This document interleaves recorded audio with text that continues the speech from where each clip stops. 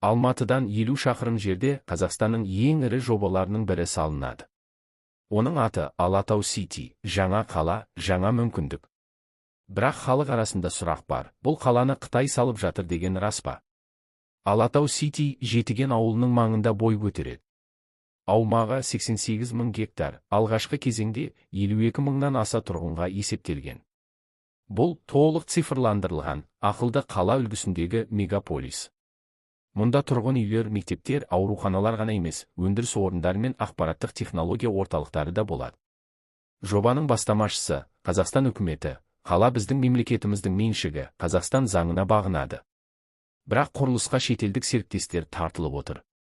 Солардың ішінде ең ірісі Қытайдың мемлекеттік құрылыс инженерлік корпорациясы, бұл әлемдегі ең үлкен құрылыс компанияларының бірі. Олар Алатау Сити жобасында жолдар, тұрғын үйлер, инфрақұрылым салуға қатысуы мүмкін. Қазақстан президенті Қасым-Жомарт Тоқаев бұл жобаға ерекше мән беріп былай деген еді. Бүгін China State Construction Engineering Corporation компаниясы қазақ тарапымен тиісті келісімге қол қояды. Біз оны толық қолдаймыз, құрылысты тез арада бастау қажет деп ойлаймын. Демек, Алатау Ситиді Қытай толық салады деген сөз шындыққа жанаспайды.